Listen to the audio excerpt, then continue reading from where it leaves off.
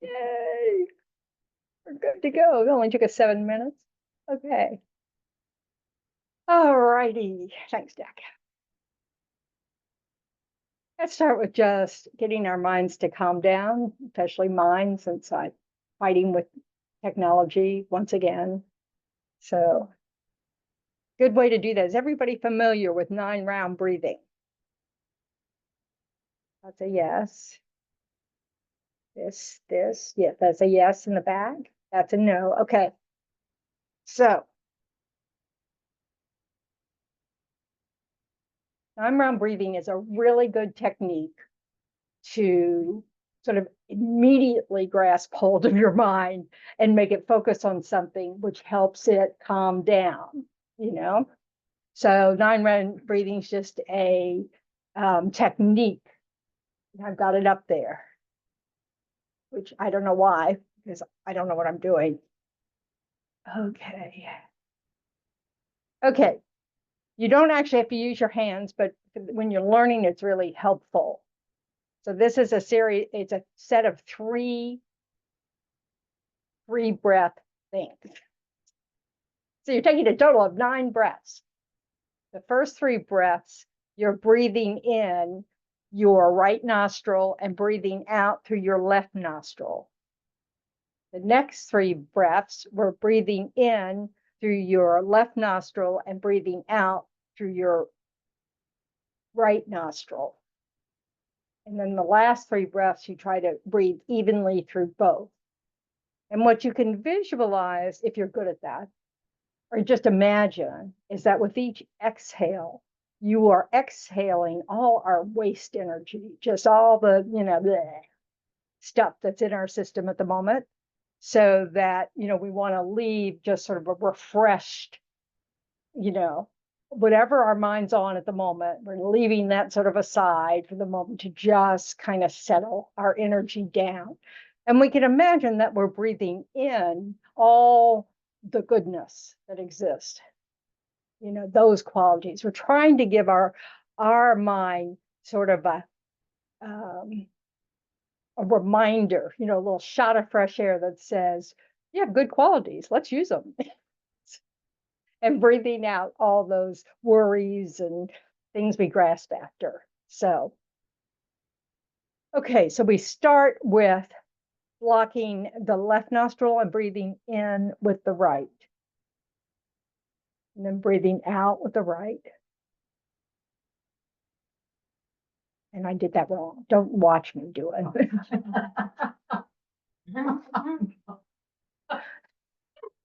I'm watching it do it the same side. Yeah, me too. Okay. We will start again. So you breathe in through the right, breathe out through the left 3 times.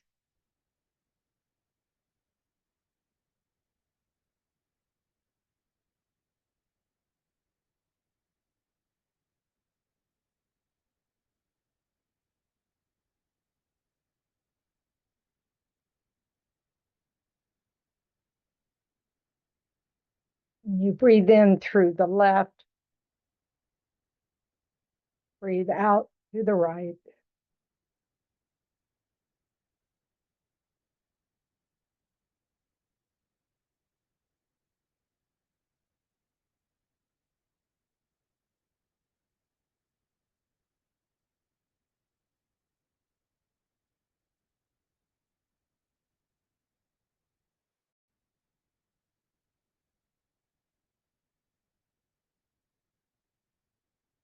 And breathe evenly through both.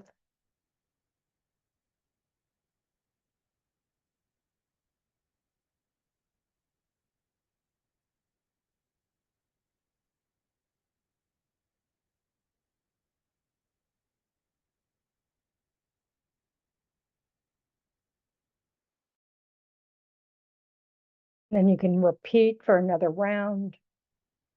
Just allow your mind to really focus on those inhales and exhales.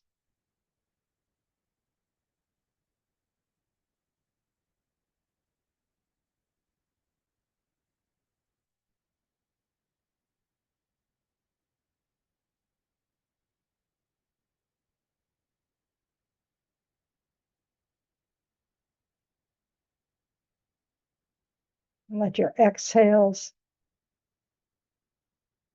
breathe out all the tension in your body, all the worries, all the chores.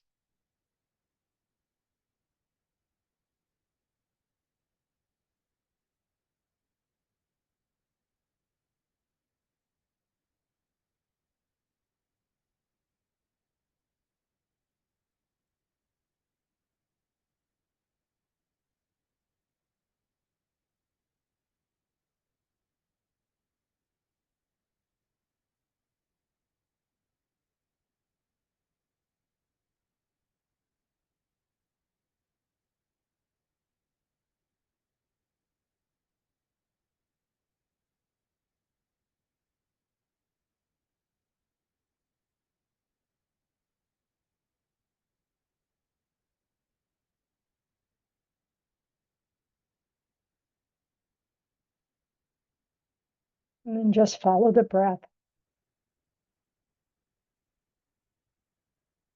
aware of it going in and out.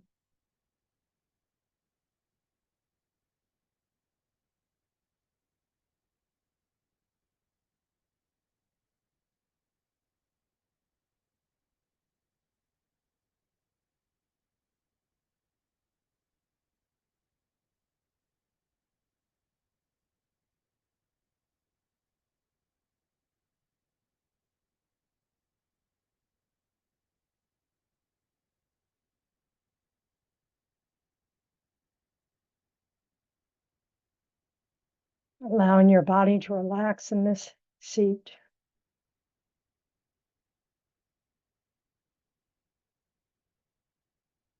Relax with your decision to be here.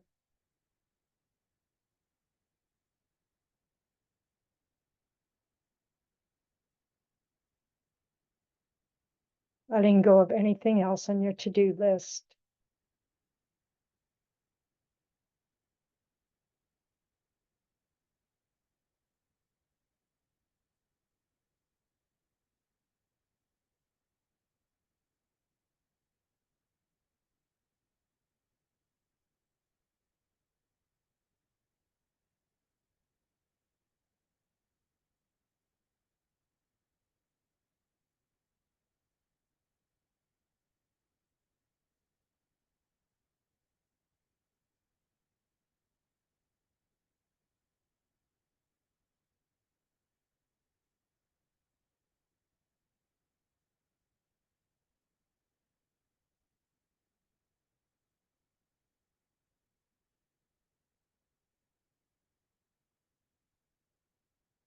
And bring to mind the reason you decided to show up this evening.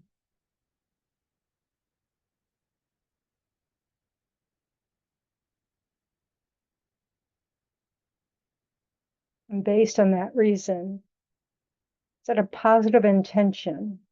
Make the determination to use the time well.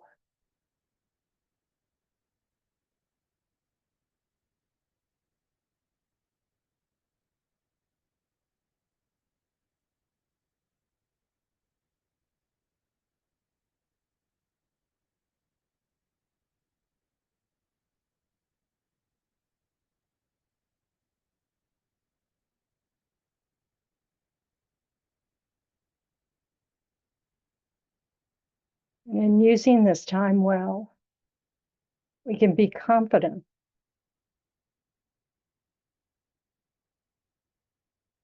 that it is a positive action for the world.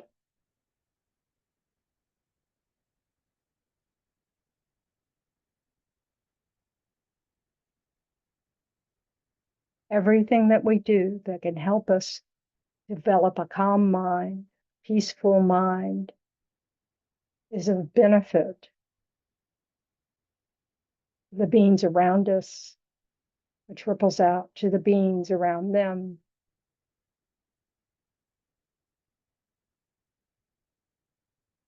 Ripples out to all sentient beings.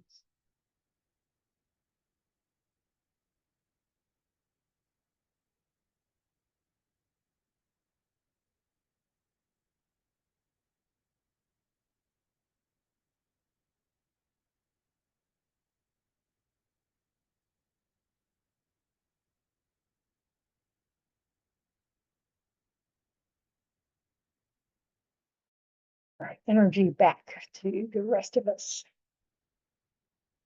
And if anybody has trouble hearing, please let me know. I do have a microphone, but I tend to be loud, so. Okay. So for those of us who identify as Buddhist, we recite the refuge and bodhicitta prayer before teachings. This is our, booster shot of reminding us that we show up not just for ourselves, but that we really want to keep progressing along the path so that we can be of benefit to others. So if you use the book, it's on page 98. It's also this. So it depends on how good your eyesight is. But don't feel like you have to recite it if you don't identify as Buddhist. That'd kind of be ridiculous. But you can read it just for your knowledge. I go for refuge until I'm enlightened to the Buddha, the Dharma, and the Supreme Assembly. By the merits I create through listening to the Dharma, may I become a Buddha in order to benefit all sentient beings. I go for refuge until I'm enlightened to the Buddha, the Dharma, and the Supreme Assembly. By the merits I create through listening to the Dharma, may I become a Buddha in order to benefit all sentient beings. I go for refuge until I'm enlightened to the Buddha, the Dharma, and the Supreme Assembly. By the merits I create through listening to the Dharma, may I become a Buddha in order to benefit all sentient beings.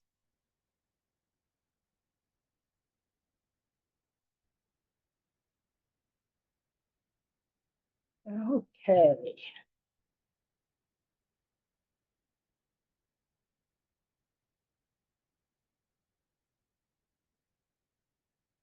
So as I said earlier, I highly recommend having the book, Wisdom Energy. It was the first book they published. So if you have access to, a library at your center, you might find it. You have access to a library here, but I don't think there are any copies of it. But, there might be one. I don't know. I mean, this is a new version of it. So even I didn't find my original copy. So who knows? But it is also, you can get it on Kindle or at the fpmt.org shop if you like electronic copies, which I do. So I have both. So if anybody can't afford a book, you can borrow mine. So,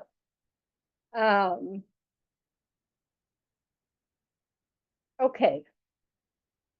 So I recommend for those of you who are those kind of people who like read ahead, which may be none of you, that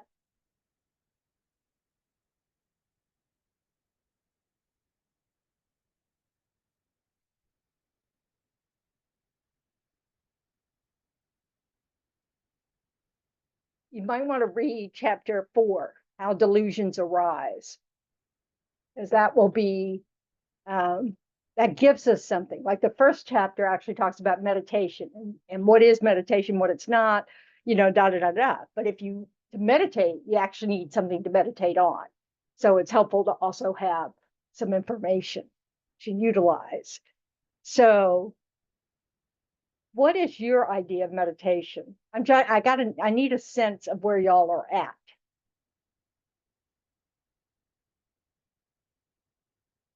What is meditation to you? You can be completely different than what my idea is. This is that when you play the tune from Jeopardy, you do.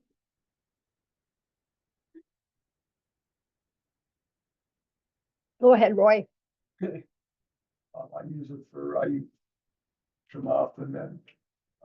I can't quite hear you. I use, I'm abiding so that I can then, my meditation for insight. I'm also trying to practice focusing on the primordial consciousness. Okay, that's a whole lot of words. That means absolutely nothing to me. So tell me what you do. What is the purpose of your meditating? To gain insight. To gain insight. Into Buddhist concepts. Okay, so knowledge. Okay, that's not what it's for. Yeah. Familiarize.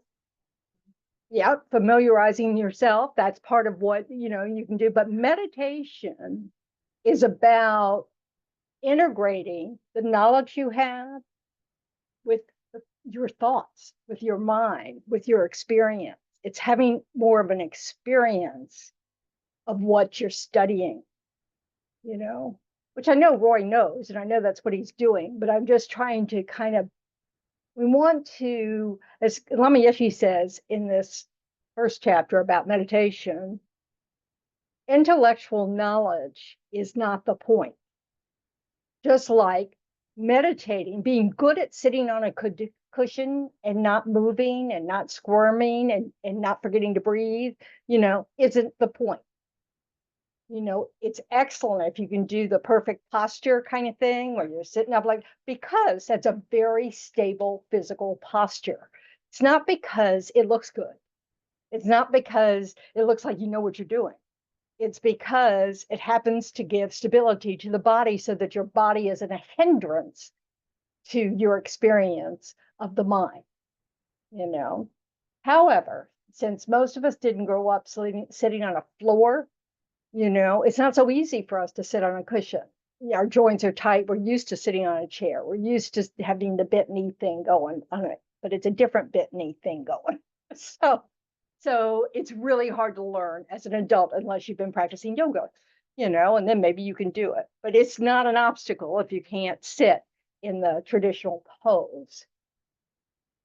But like Roy said, we take stuff we've been studying, and then we sit on a cushion or sit in a chair. We reflect on it. We become familiar with it. That's what the word means in Tibet. This is a gompa. A gompa means a place for becoming familiar with. So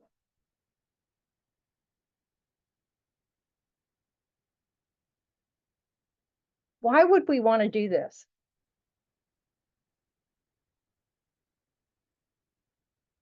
Why? Wisdom, realization of emptiness Why? is the third step of the path. Why? It leads to liberation and enlightenment. What's the point of that? Move ourselves from samsara. And what's the point of that? More suffering. No more suffering. Let's get down to the point. I'm pulling my teeth.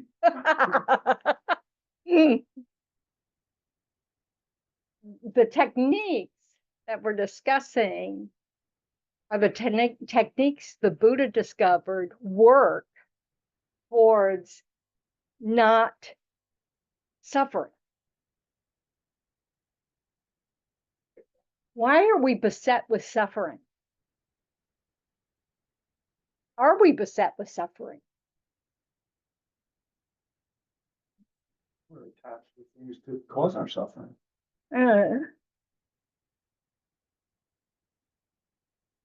Why do we suffer?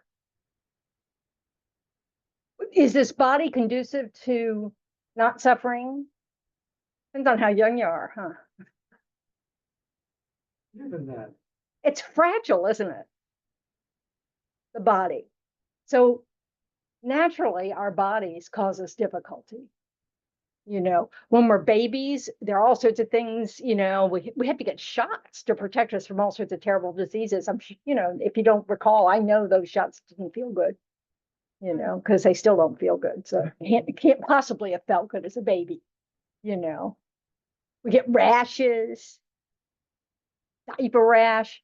Now, I guess babies today don't have that threat so much because they have new improved things that are going to completely fill our landfills and never go away forever, never, never, never, never. So anyway, hence the suffering continues. The whole nature of our bodies are prone to suffering, and there's nothing we can do about it. We can, Lama Yeshe says an excellent line in here. He says, we can take an aspirin for a headache, We don't want to use meditation like that. We don't want to use meditation as a temporary fix to just feel better today. Because that's a big aspect of meditation in this country, isn't it? You meditate to relax. And actually, in Buddhism, the starting point of meditation is that you're already relaxed. We're not starting in the same place. Clearly not, But so a relaxed state of mind is sort of where you want to start. So we have to get comfortable with the idea of sitting, without any activity going on that we can see or that others can see. We have to get comfortable with sitting and appearing to do nothing, which can be hard if you share your house. Sometimes other people, when are you going to go do something? Don't stare at your belly button, So a lot of us aren't actually comfortable just sitting. So what we can do is we can fill up our time when meditating with an activity like we used in school or something, where we're just, focusing on some text or whatever, and we're not thinking about it really. It's like a to-do list. We skipped the reflection part. Like we might learn a meditation on, you learn how to do 9-round breathing, and you kind of memorize how to do it so that you don't have to think about it. That's very smart, But you forget that the purpose of it is to try to calm the mind down. So you just start thinking about it. Or you just kind of like often, oh, but that was 3 breaths. Then you switch 3 breaths, and then you do, you get my point. We really want to recognize that you don't have to think about a lot of stuff when you meditate. You think about a few things, become familiar with those, and then you kind of look at your own experience. Okay, this is what the teachings say. Does my experience suggest that might be true or not? Am I more sane when my mind is calm or when it's, agitated? We kind of look at those things. And then when there's some sort of clarity that kind of arises, we kind of stay there. So we do some looking, we do some analysis of the teachings, and then anytime we have an experience of, oh, that's true, we want to stay there. So it goes deeper into our mental stream. So it places an imprint on that mental continuum. Because that helps us do it again. So the purpose of meditating is really to internalize the teachings, to find value in the teachings. If wherever you find value, then you want to make, you want to bring it inside. So we don't want to use it like aspirin. So this is why it's emphasized that we want to do this, like every day. Now, some of us already do that. We have that habit. If you don't have that habit, you might want to pick it up. Doesn't have to be long. And we have to remember the purpose. What's the purpose? What's Oh, to like integrate them. Yeah, and what's the purpose of that? To stop suffering. To stop suffering. Thanks, Don. This is the thing. We don't want to lose sight of the point. We want to really remember, because this is what we're trying to check up. Oh, just worrying about this or worrying about that, does that really increase my suffering? You have to look. You have to look at what's going on in your mind. You have to see, oh, how am I when I'm all worried about blah, blah, blah, or blah, blah, blah, is it effective? Is it a good strategy for happiness in my life? Is it a good strategy for even problem solving in my life?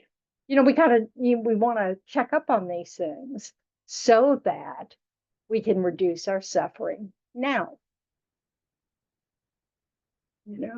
That will help us want to keep doing these things, which will help us end suffering at a later time, which is also a great thing to keep in mind. Oh, this might be a technique to actually end suffering, but you don't have to buy into that at this point. Fortunately, when you do this a lot and you have some experiences and some realizations, you'll actually know that that's true. Most of us are way far away from that knowledge, but that's okay too.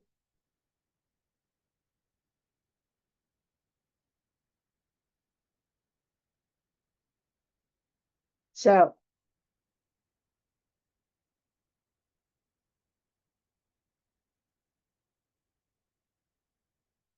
what does our suffering mostly revolve around? If you look at your own life, what do you think your suffering revolves around? Me. In what way?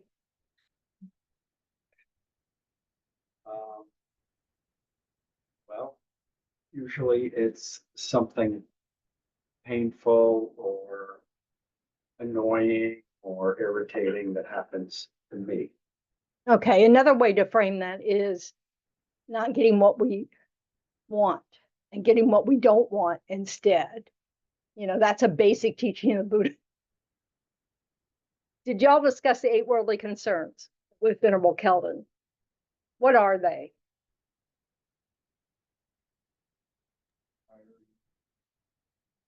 Acquiring or losing, gain, loss, Fame and pleasure and infamy. pain. Fame and infamy. Fame and infamy, Criticism. criticism and praise. Okay. You only need to remember 4. What are the easy 4 you want to remember? Gain. Gain. Gain. Gain is definitely something we want, right?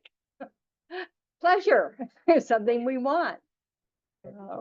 Good reputation, and that can mean all kinds of things. And then praise. We want nice words said about us. We like to have a good reputation. Doesn't have to be huge. We don't all have to be famous, but we might want, people to think well of us. And we want what we want. So what we consider pleasurable, that's what we want. I don't care if you think it's pleasurable. If I don't like it, I don't want it. It's all about the me that Jack brought up. And when do you want it? And when you want it. Reminds me of 12-step program. So they're talking about, or at least when I used to be I worked at a inpatient hospital for teenage addicts. And we talked a lot about king babies. Just king and queen babies, where you just want what you want when you want it. Now, whatever. I mean, like they had to break that habit of not only not wanting certain things because they're just, just straight downward into destruction, but also this idea that we have to have things when we want it. Now, not later, And so, part of growing up is learning how to delay gratification. Now, why should we have to learn that?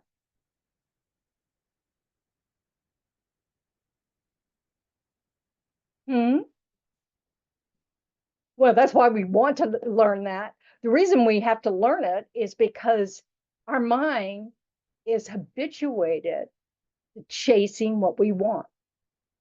So we have to be taught from a very early age, no, not yet. Share. That's always a fun concept to learn, But this is, so what did the Buddha call the realm we live in? The desire realm. That's the name the Buddha gives to our minds, because that's what he's talking about. We have minds of desire. Our suffering comes from that. because we'll never find satisfaction as long as we follow craving. Because every pleasure is temporary. You know, so hoping that things we like will persist is not realistic, but we keep chasing after it. And if, you know, as soon as the shine rubs off on the car, we get a new car, you know, that kind of thing. You know, it's just this, we're always chasing after something of interest to us. And so Lama Yeshe makes a point about how he thinks in the West, where we have really good conditions, that many people in the West have, you know, enough to eat, they have enough to, you know, extra stuff, you know, all this kind of thing. And they realize that doesn't make you happy. You know, that material things aren't quite it. You know, they're nice, but they're not quite it. So we go after knowledge. You know, so we go after more education. We go after, you know, whatever. We're just big sponges for knowledge. And his theory was that it's just another form of entertaining our mind. Oh, there's more to learn. Okay, I know that, but let's go know something else. We're just gathering lots and lots of knowledge. You know, like trivia games. It's interesting. Like, you know, when we look at, so this is one of those things you can reflect on. What does your mind chase?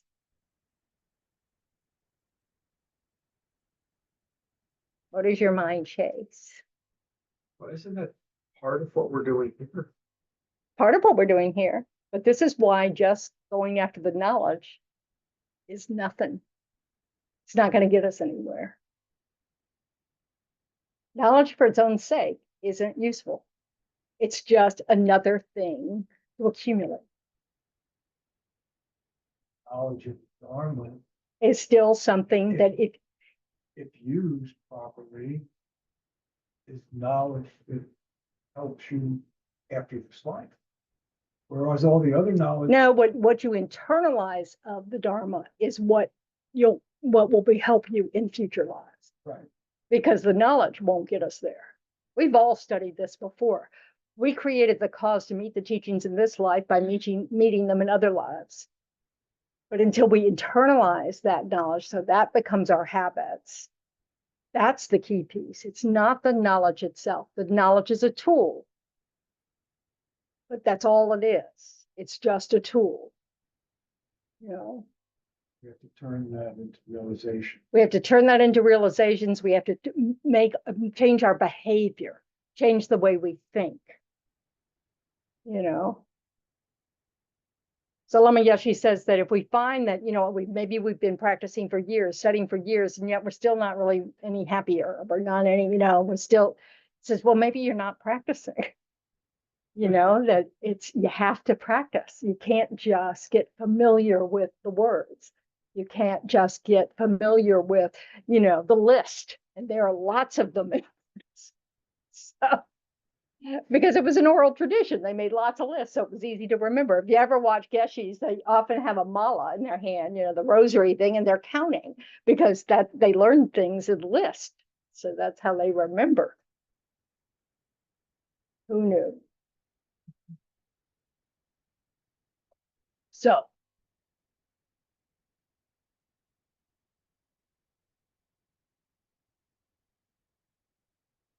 this book, unlike other books that are sort of a little review of the path, or, you know, and this isn't just a review, it's really just some teachings that were made that were conveniently pulled together, could kind of do an overview of the path.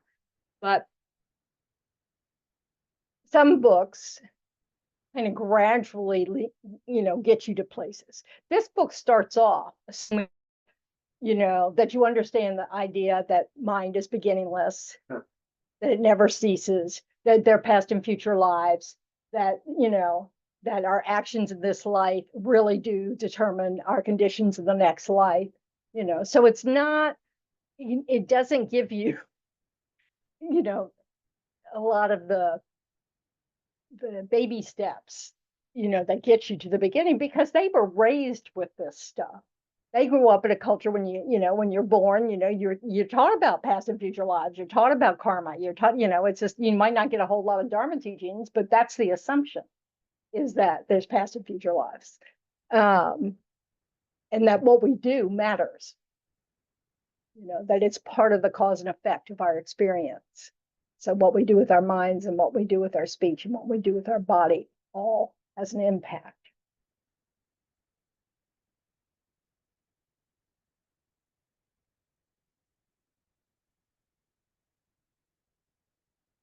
The good news is that regardless of whether or not you take up the idea of past and future lives, or you take up this idea of, you know, everything is karma, even if you know, just say, yeah, right, whatever, you know, you can still work on your mind. And the Buddhist techniques for working on the mind are effective no matter what your big view of the, you know, universe is. You know, and one of those main things is meditation. One of the main tools, because it's a mental training. So what's the purpose of following your breath?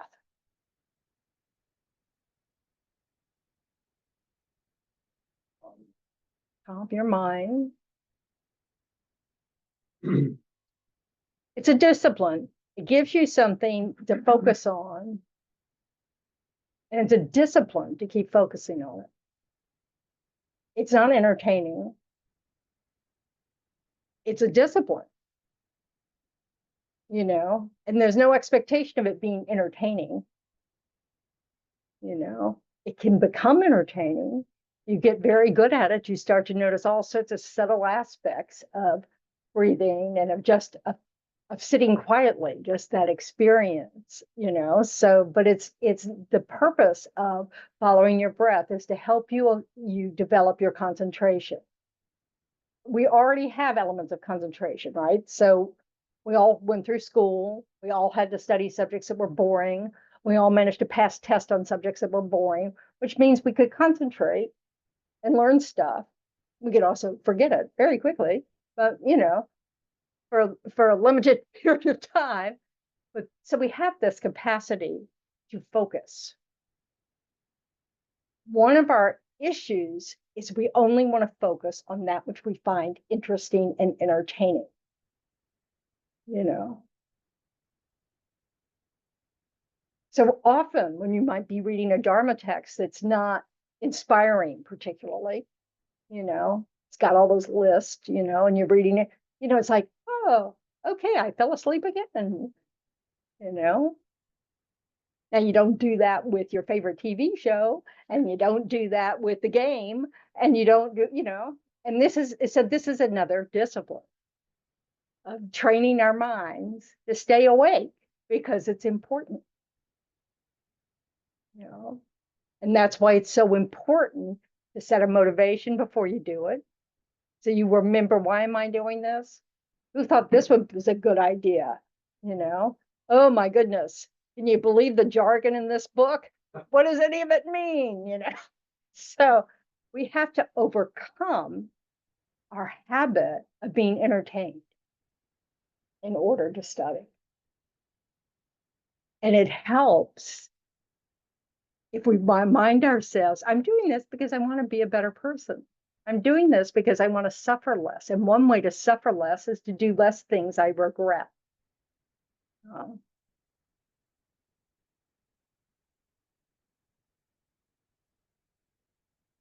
Tell you, y'all have mastered the art of blank stares.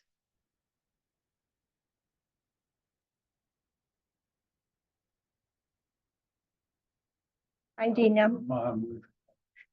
You're all mom butcher practitioners. Ta-da. They do say to learn that one of the best techniques to use is to, when you're learning to meditate, is to meditate with your eyes open, not focused, but open, so that you develop the skill of being able to have concentration in spite of things coming into the visual field. But most people have trouble with that. So, but it's interesting nonetheless. So what do y'all want out of class?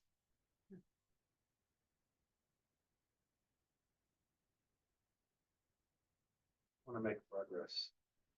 Okay, what would help me make progress? Well, I think whatever you give me, that's gonna make progress. I'm confident that listening to you, I'll make progress. Go for it. If I could just get a little bit further. Yeah. Other people.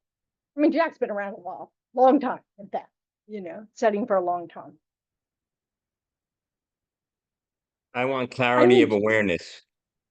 Clarity of awareness. What in the world does that mean? Hi. Just not have my mind constantly obscurated, not have it filled with randomness Garbage. constantly. Okay. So one of the ways, of course, to do that is to really develop the skill of quieting the mind.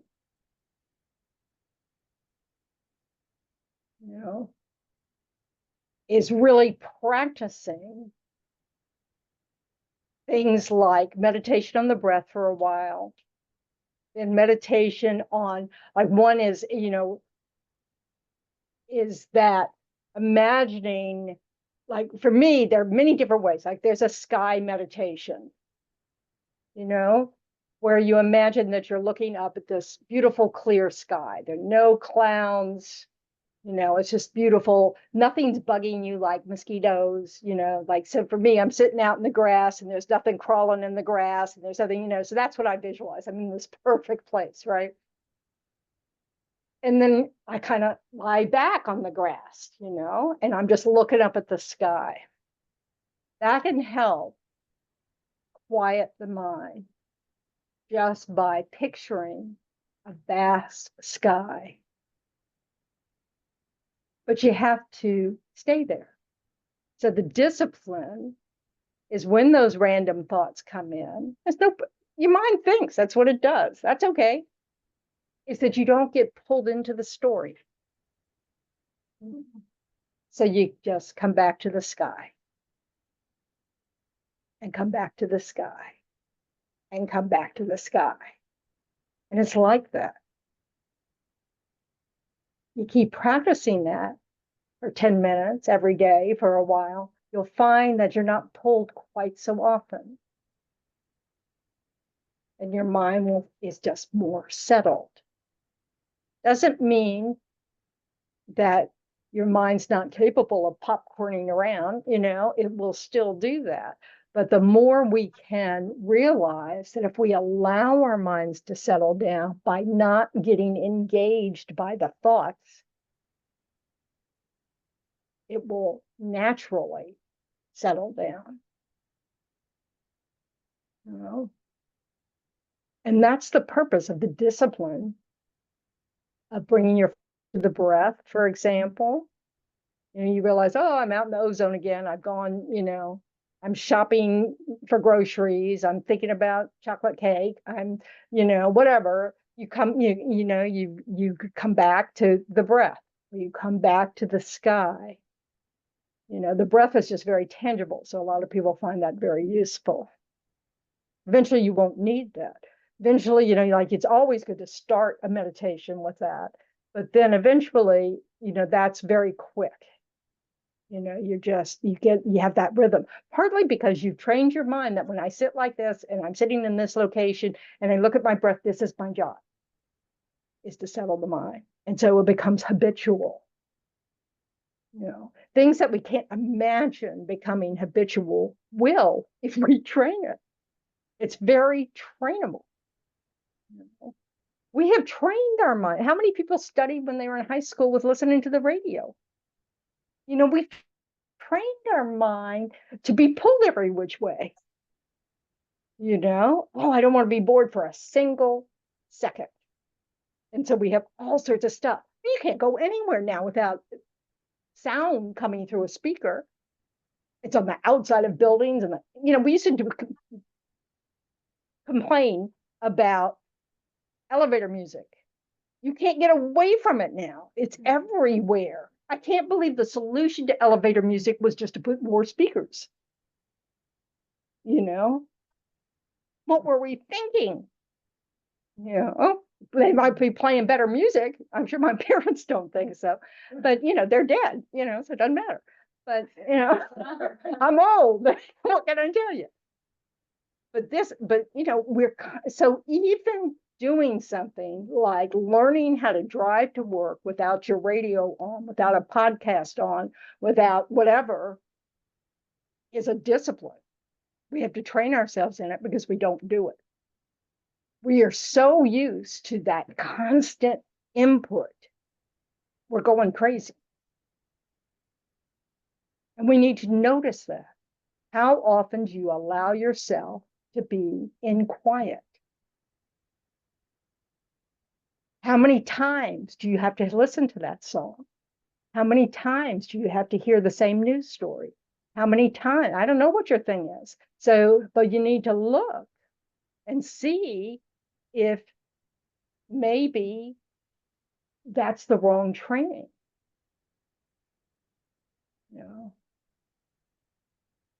So things like practicing meditating on the sky. People also will meditate on, like they'll imagine themselves floating on the ocean surface, and that even though there are waves and everything, that there's this quiet beneath. So for me, you all have to find our methods, right? So for me, I like to remember how it was when I was a kid and I would want to sink to the bottom of a pool and all the noise would just kind of go away. And I'd love to do that. So that's what I imagine that, so you following my breath, and then I imagine myself sinking deeper and deeper and deeper and deeper. And then I'm sitting at the bottom of the ocean. And no, there are no creepy fish and sharks, because I don't like those and they scare me. So I just imagine that not there, because I'm not looking at that. I'm not really looking at the ocean. I'm looking at peace, stillness, quiet, because underneath our insane mind, there's also a peaceful mind. That is the container with all these insane thoughts are acting out in. And we've trained it that way. Because we're chasing all those things about, ooh, I want this. And then other days we're training it, oh, I hate this, I hate that, because we're never satisfied. And the Buddha just said, we're never going to be satisfied in this cycle of birth and death. It's not satisfactory. You're born with this really fragile body, that's easily beat up and gets sick. And then, gosh, if nothing else, you could have this wonderful, beautiful, body and everybody loves you and you have good companions. And then what happens? You get old and sick and die. You leave all those people behind, or they died first. Nobody really looks good on a deathbed, but, and they certainly don't look good the next moment. A dead body does not look like a living body. They just don't look the same. I used to work in a hospital. They don't look the same. In that moment that they go from being alive to the moment that they're not alive, they don't look the same. That life force really matters to whether you look good or not, in this kind of body. So holding out for these external things for happiness. Oh, if I can just get everything that my body needs, if it will finally just not hurt, if it will finally, if I can get all the food that I like, if I have all the money that I need and never have to worry, if I never have a broken, a flat tire, anything, that nothing in my life breaks, that I'm, every time I turn on the computer, it works just like, like magic, it will still be dissatisfying. Because what happens when your computer gets better? You notice what happens when you get updated technology? Maybe you're not like me. I get more impatient. After what, the honeymoon period of 3 weeks or something, it's like, oh my God, this is taking forever. We want to watch out for those minds. We are making ourselves suffer when we think like that. Because what is that kind of mind saying? What does that say about my belief?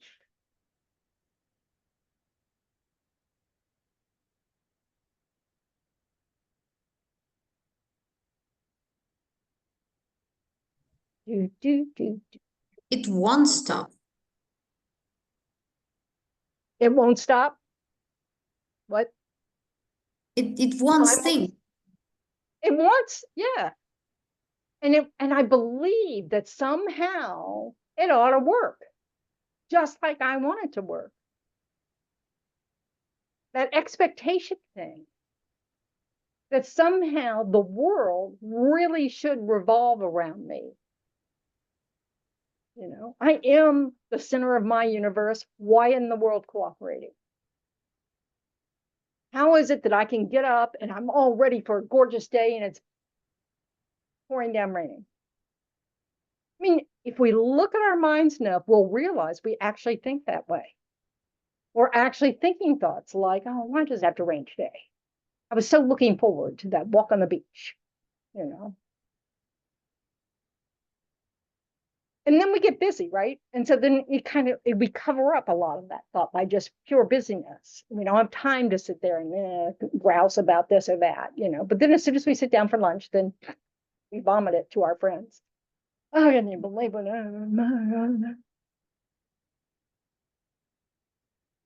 And that is just making ourselves suffer.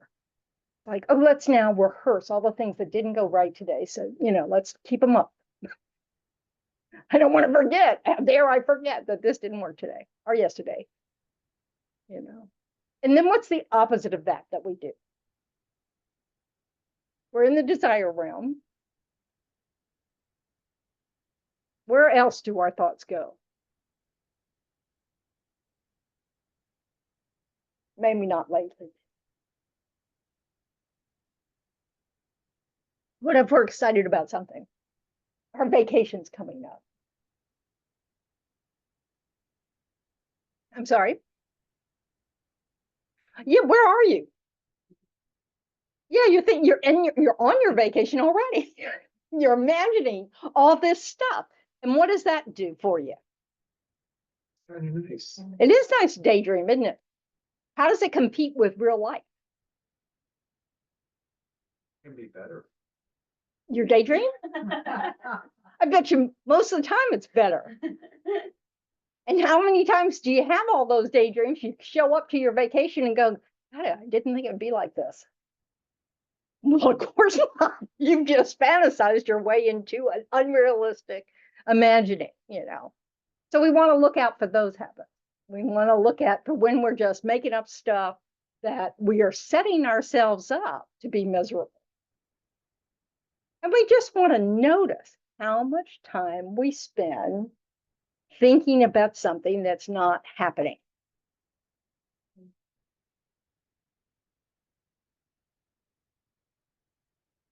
We're already tired. And then we jumping from the past to the future. Yeah. Yeah. And what does that mean? So if we're jumping from the past to the future, what are we not doing? It's called living. We're not living our life because the present is the only place you can live. The past is gone. The future isn't happening. So if you spend all your time in the past or the future, you're not living. So no wonder the meals that we eat, we just forget all about them because we're not actually eating. Our body might be eating, but our mind's all over the place.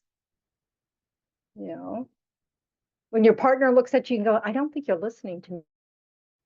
That may be true. So if you feel like you're not connected to the people around you, that may be part of the problem, is because you're not there. So, you know, another way you can get your mind to slow down is to practice listening to someone. Make the decision. I'm going to lunch with so-and-so, and I'm just going to listen. I'll ask questions if I need to ask questions in order to get them to talk, but then I'm just going to listen, and I'm not going to think about what I'm going to do 2 hours from now, and I'm not going to think about tomorrow. Just practice listening. It is very difficult, but it's a training. All these things are trainings for the mind. And they help us become more connected to where we live, you know, which is now. So really listening when someone's talking and not being somewhere else is a way to be present. When you're doing so, when you're meditating, you're trying to stay present. You pick a topic, but you try to stay on it and not let your mind just float somewhere else. That doesn't mean thoughts won't come up, they will come up. But we got to learn not to follow thoughts just because they come up. We got to get choosy so that we can really be skillful in what we're spending our time thinking about. And it takes practice. So doing things like spending 5 minutes in the morning, 5 minutes at lunch, to just sit there and try to follow your breath. And then you can pick little activities through the day. I mean, this is, you know, classic mindfulness, you know, like every time you go get a glass of water, you just pay attention to that. You don't think about a million other things, you just drink the water. You would be amazed. I mean, it really amazes me how restful it is to concentrate on what you're doing. It's really peaceful. So that's what we call all those thoughts, the chaotic thoughts we're having, you know, when we sit down to try to meditate and we go, whoa, my mind. Why we call it agitation. That's why we call them disturbing thoughts. It's not restful.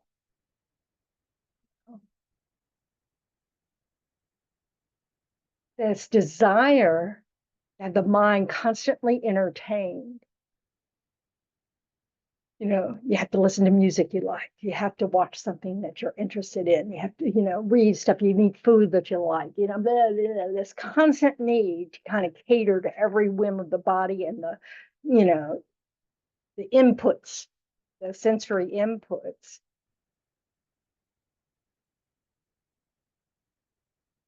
It just controls us.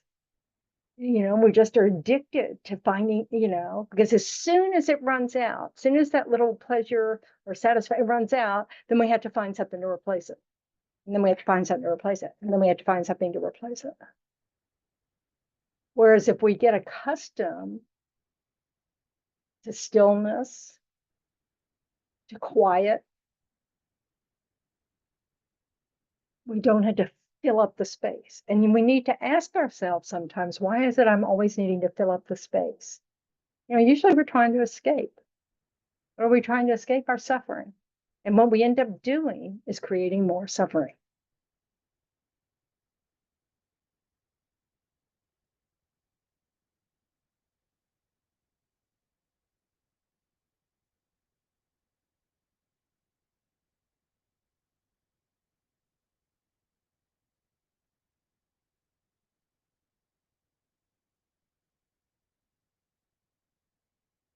Some people, it's helpful to start with things like scanning meditation, scanning the body. And boy, those can really be tedious. I don't know if any of you have ever done a MS, whatever it's called, mindfulness stress reduction meditation, because they'll go through every cell in your body and, and then you're kind of going, okay, is that it? It's a great way to fall asleep, though. It's a great way to try to lie down and really allow yourself to see if any part of your body is relaxed. If you have a tendency to be a little tight, it's a good thing to do, to just kind of go, because sometimes you'll hear a meditation leader will be saying things like, notice if your face is relaxed or not. And you'll think, sure, it's relaxed. And then you'll realize, no, it's not relaxed, because you'll find some ease in your forehead. Or maybe you'll find it, in your ears. And then you realize your shoulders have never seen, where they're supposed to actually rest, But you can really learn just by paying attention. Those things will relax. It takes a while. I mean, I've spent a year in PT for my neck, and the whole purpose of it is you need to learn to relax those shoulder muscles and the muscles right around, you just need them to relax because your neck muscles aren't doing any work and they can't hold up your head. So no wonder you're in pain, But it's interesting to me, again, it's just letting the mind become aware. And then you can tell it what to do. And it won't relax. It's really interesting. I use the example of you put your finger on a stick of butter, do you have to do anything to make it melt? No, it just melts. We just need to bring our mental attention to something to train it in new ways. We choose what we're bringing it to, what we're going to pay attention to, and we choose in what way are we going to pay attention. And that's a discipline. We have to learn how to do it, and we have to keep practicing it until it becomes the habit. Yeah. And if we think, oh my God, that sounds so boring, whatever. That's our whole life is full of habits. It's nothing but habits. We just react. We're reacting the same way we've always reacted. No, that's been effective. We already have habits. The discomfort is the change of habit. It's that now I don't know what I'm doing. I'm unfamiliar. Have you ever tried walking meditation? Did you feel like you could walk? It's amazing how difficult it is to walk if you're paying attention to it. Stumble. Or you can't figure out what speed to walk.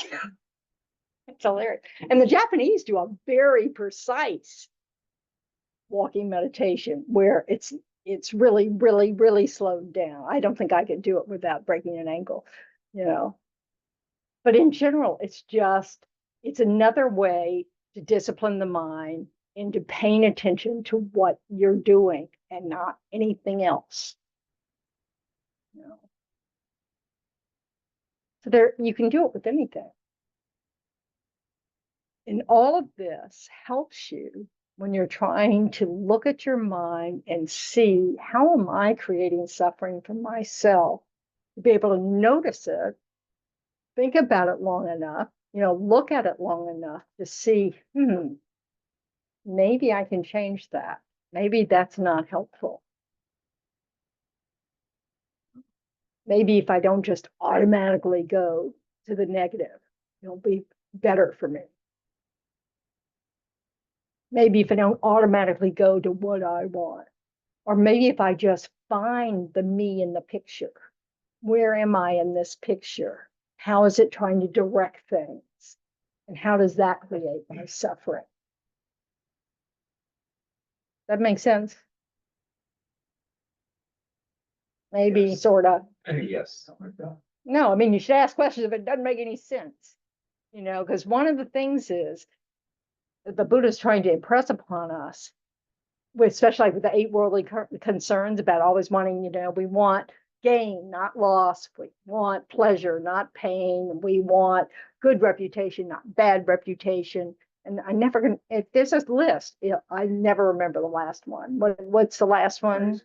Praise and criticism. That sounds so much like fame and disrepute to me that that's my excuse for not always remembering all. So, but that's all about us, isn't it? Our whole perspective. So sometimes when we're getting that little discomfort feeling, it's because there's an I screaming for attention. Oh, but I want this. And we're trying to manipulate things into getting what we want. And there are other people involved, and they're going, and we don't realize that we're making up a story that says, but no, you're wrong. We should do this, because we haven't really been able to identify, oh, it's because I want this to happen. And I only can imagine this happening if this and this and this happen, and maybe I'm creating more stuff, because now we're having a fight because more than one person making the decision, and so maybe I need to be able to let go of this strong I that wants this, and maybe see if there's not another way to get my needs met and their needs met. Anybody ever fight with someone over the thermostat? Therapists will actually give couples, okay, you have to set it here in the middle, So it's one cut. Oh, There poor was you. There was no fight involved. I just put on extra blanket. But there definitely was a discrepancy between what one thought was good and what the other one. Why does that discrepancy always exist? Joking. Hormonally. Hormonally, women should win this battle every time. Just joking. Everybody's different. So of course, but we really think there's a rightness in here, So it's this kind of funny kind of pull towards, what do you mean? It's like, most of us don't think this way anymore, but I know there was a time in my life where it's sort of like, what do you mean you don't like chocolate? How is that humanly possible? Like everybody should like chocolate, This is how we make ourselves suffer, is that we think that just because 2 people have different points of view, one of you is wrong. And it's not true. Hi, Tali. So we want to recognize when we're holding on to something, we want to find that. We want to look and go, where am I in this? What am I grasping after? How could this be different if I let go of that or loosen the grip? So these are ways that paying attention to what's going on in the mind, paying attention to our habits of mind, because we'll start to see pattern. And it takes a little time sometimes for the I to become clearer and clearer and clearer. And then it becomes humorous. Because it's really humorous how we hold on to, like this self-important I. So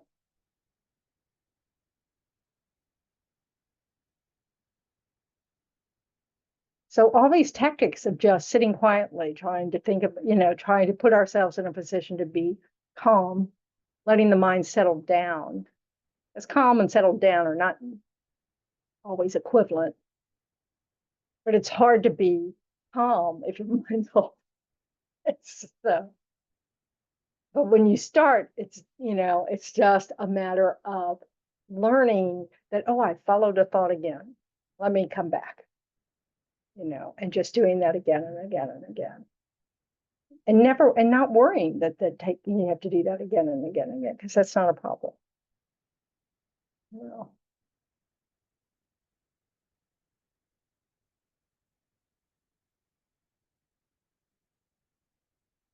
And if we think we can't do it, all you have to think about is something that you can get, is everybody had an experience where they're completely captivated by something? A book, a movie, you don't hear anything that's going on anywhere else. You're just totally there. That's concentration. We're totally capable of this. What we're not so capable of is doing it at will. We get hooked by things, and then we can be really, we want to teach, we want to hook ourselves. I'm sorry, I'm choosing where I'm placing my hook, and this is what I'm going to focus on. But we're totally capable of it. If your parent ever said to you, didn't you hear me? I've been yelling at you for 5 minutes. No. You can concentrate. And that is literally all we're trying to do. It's just that we're trying to be able to tell our minds what to concentrate on and what to let go of.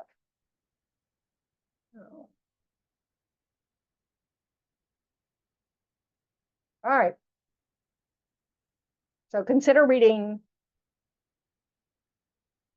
chapter 4 on whatever the name of it is. How the delusions arise or something. I don't know if that's what it says. The name of the book. Wisdom Energy.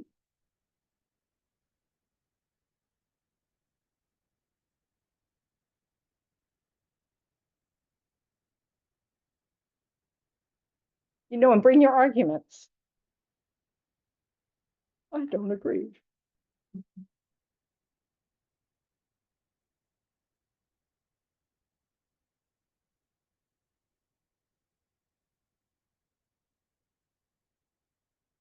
How delusions arise. I need to check my memory. Okay. All right. So be like Bob and tell me what you want. What are you trying to do? Read this stuff and kind of go, okay, how will that address this that I'm working on? So that we can tie the pieces together for you and what you're trying to accomplish. Now, some things won't fit that way, or we won't be able to go into, this is not a therapy session, an individual, like, let's figure it out for each one. But we definitely want to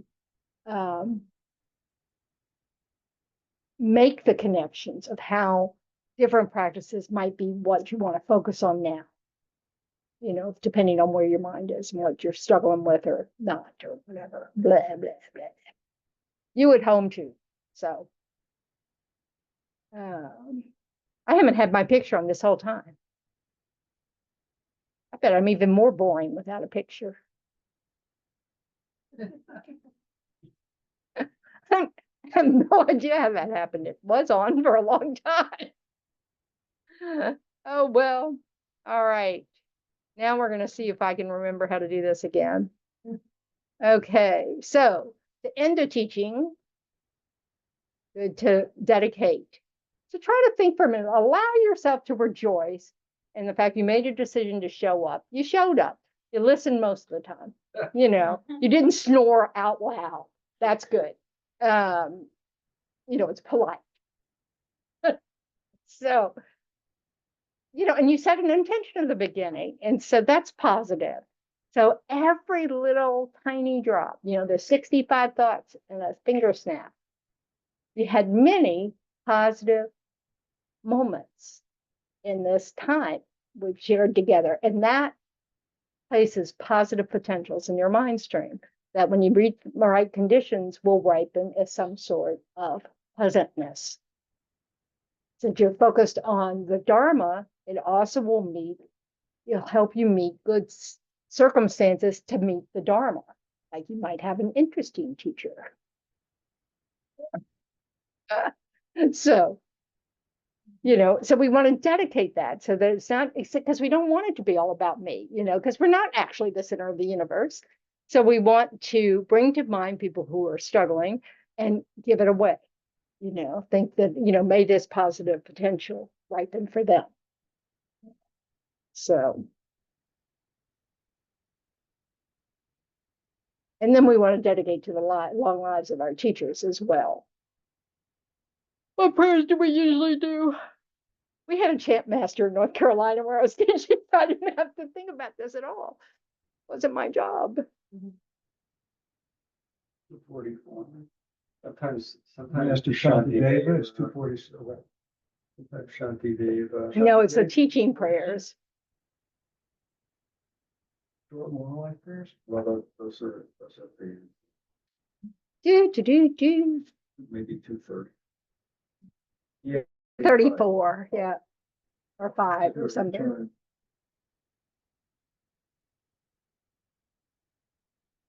Trying to give you a well-rounded education. Mm.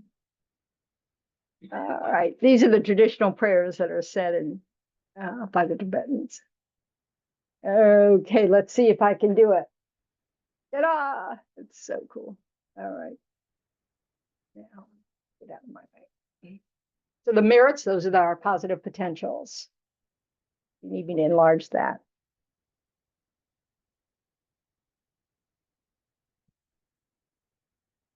Can't enlarge it much further because my screen won't hold it.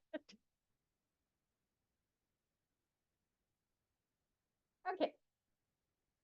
So you think about your positive potentials. That's the merits that we're trying to dedicate them to our future Buddhahood. Due to the merits of these virtuous actions, may we quickly attain the state of Guru Buddhas and lead all living beings without exception into that enlightened state. May the supreme jewel bodhicitta that has not arisen arise and grow, and may that which has not diminish but increase more and more. This next verse is about beings that are way far ahead of us. And Manjushri's there, it's the Buddha of wisdom. So we're using what they know. So the fact that they realized emptiness and realized the path to enlightenment, we want to do just like they do. We're just hooking our cart to their horses. So, all right. Just as the brave Manjushri and Samantabhadra too realize things as they are, we too dedicate all these merits in the best way that we may follow their perfect example. We dedicate all these roots of virtue, but the dedication praises the best, the victorious ones thus gone at the 3 times, so I might perform good works. So then we dedicated to the long lives of our teachers. And that's in here somewhere. 244.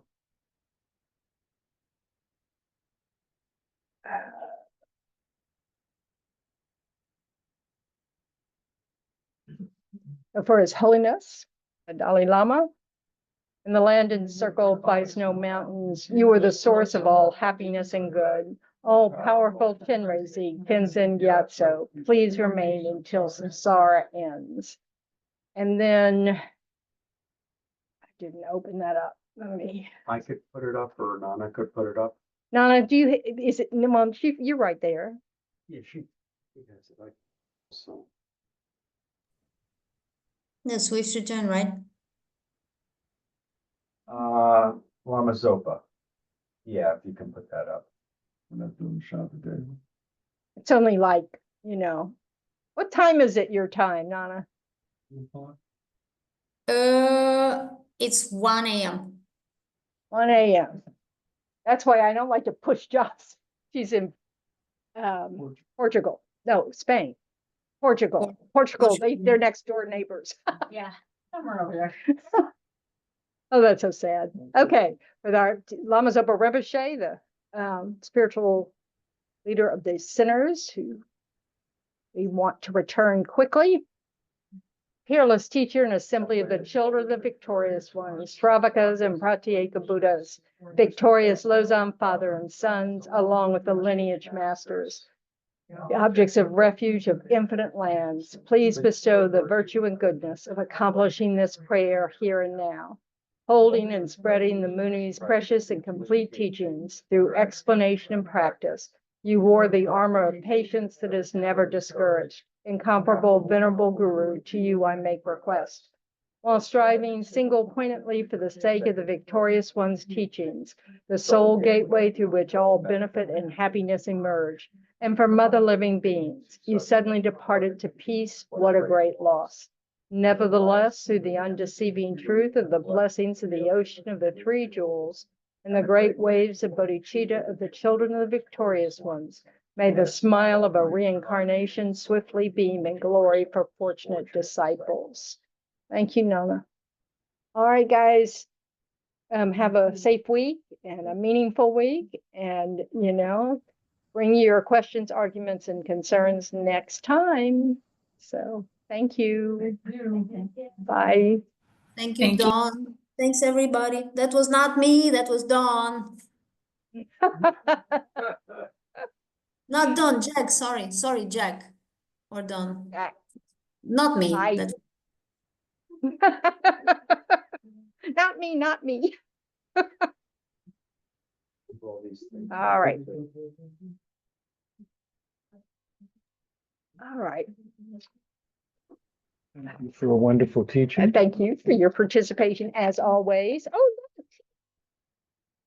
Thank you. What am I doing? Oh, me. Hello, how are you? How are you? What? I missed Just you. fine. Oh, Oh, good to see you. I'm glad you're here. Yeah, how's show? Oh, the shoulder's a mess and the neck is a mess and it's, hey, what can I tell you? No, you're gonna go see Kurt? I don't know what I'm gonna do. No. I need to see a spine Oh, specialist. you do? Yeah, because I went to see one in Raleigh and he said, physical therapy is not gonna really help. Really? But of course, I went to physical therapy. You did there too? Yeah. Yeah. Yeah, and yeah, it doesn't really help. So So what's We're going like on? that You it know what's will, going and on with the spine? Did you do the MRI? I haven't done that You yet. haven't done that? So I'm gonna do that. So I'm gonna go see a spine person and see, get the MRI and find out what it is. What am I doing that's, Or setting it off? I mean, I don't know. So. Yes, You have someone you're gonna see? Because I have someone you wanted to see. a spine person. Yeah, he's really good. I mean, with all that stuff, Dr. Colettis, but he's just Okay. fixed. Send me his Kindness. contact. That'd be great. I will, yeah. Thank I you. will. You're welcome. You're welcome. So you're back at Century Village, back in the. Yeah. Yeah. All right, good Well, to it's see you. cool here now. I mean, better. Better, Oh definitely my God, better. It was a night. And it was everywhere. I mean, Yeah, Raleigh was good in June and September, but July and August were really hot there too. You didn't get anything from the hurricanes, did you, Dave? Not where we were, No, we didn't. but boy, it was bad. Oh, bad. It was really bad. Well, glad you're back. Did you need a help cup? with something? You need help, Jack? Would What? you like some help? No, I'm good. You're good? Okay. Can I make a donation for today? Yes. I think there's a little box up there. So the book. Thank you. How are y'all still on? That's the recording. Stop the recording. Is that you? Didn't you record? Oh, I thought it was still recording. Probably. All right, somebody will have to edit that. Oh. I believe that you guys have to stop that. I forgot.